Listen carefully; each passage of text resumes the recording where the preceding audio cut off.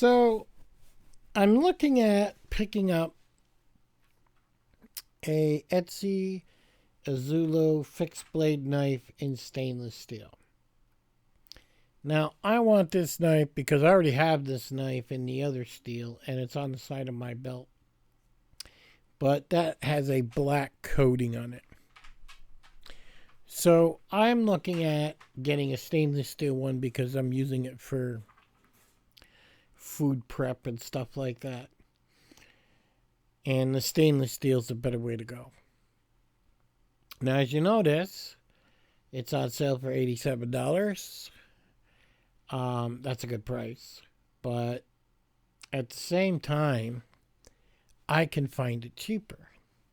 And let me show you where I can find it cheaper. Now, when I search eBay, I find it for $49.90. Take note, we have 18 people that have bought this, and we have 3 available. Amazing deal. This is the cheapest I found. But also take note, this guy hasn't changed his logo. He only has 227 feedback. He is trying to go as long as he can, and he's got a horrible rating. When you actually look at his feedback, somebody says they ordered a KA-BAR off him because obviously it was too good to be true, and when it is, it is. KA-BAR is made in USA. And he ended up with a message saying his item is being shipped from China. So it's a KA-BAR knockoff is what he got. He got completely ripped off.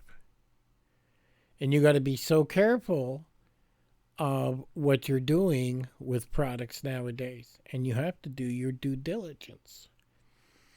So where did he get this knife? Well, he got it here. AliExpress. He got them for $10.30. He probably bought 25 of them, 40 of them, whatever. He's buying all his knockoffs from here. He waits the 3 or 4 weeks. He lists them on eBay. But what is funny about this, you would think every single person would be saying they got a knockoff.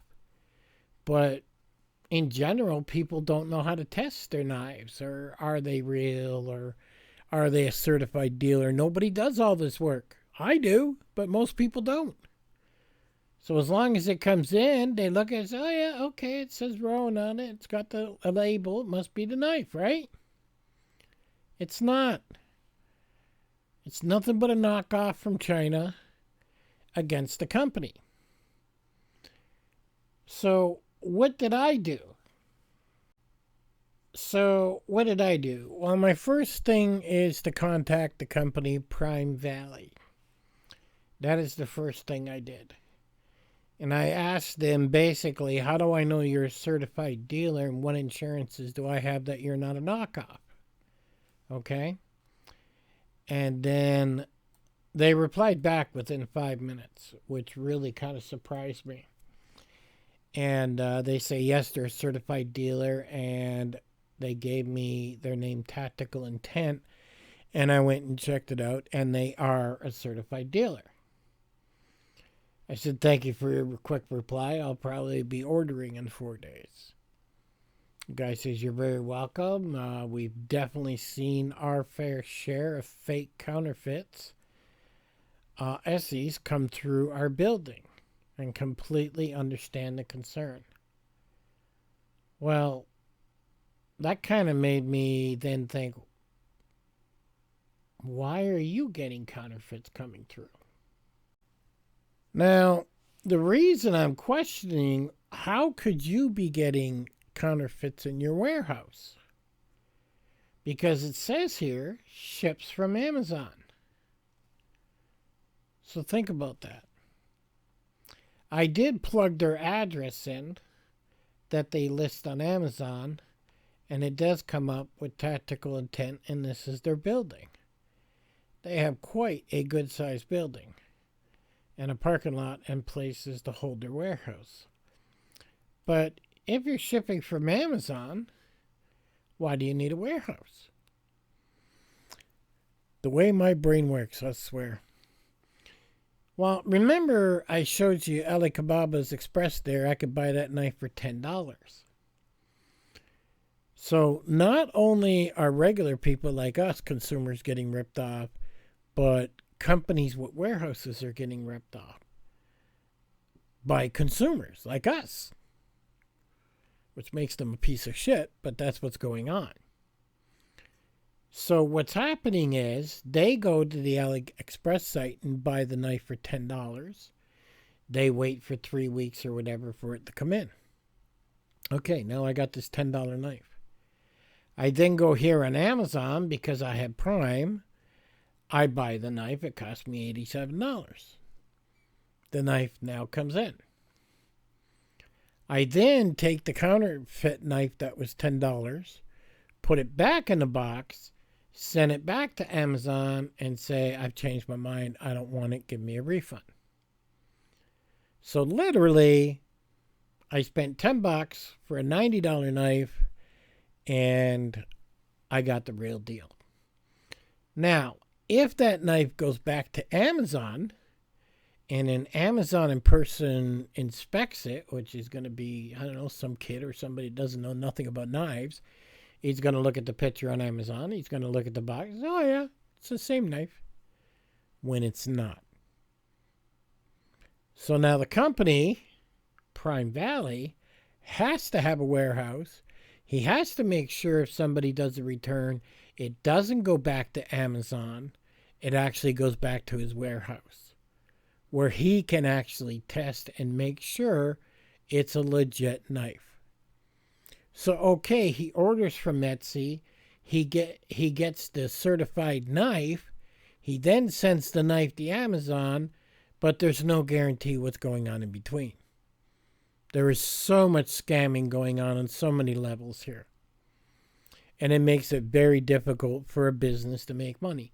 Now, some people would say, well, just go get it from Blade HQ or some of these other prominent knife people, and the chances you getting ripped off will be impossible. That's not true. You actually still have a 2% chance of getting ripped off on Blade HQ. Because a lot of times people will buy that counterfeit, they'll send it back to Blade HQ and ask for credit and buy something else or whatever to make the whole process easier. And if the person they hired doesn't have a good eye or doesn't know how to test, because so many knives go in and out, that counterfeit very well could get through. And now it goes back into the pile, and you have a 2% chance even if you got it from them. So there's always a percentage, even though it's a small percentage, there is a percentage that you're going to get a counterfeit. Now, if you do your due diligence like I have, and you've gone crazy,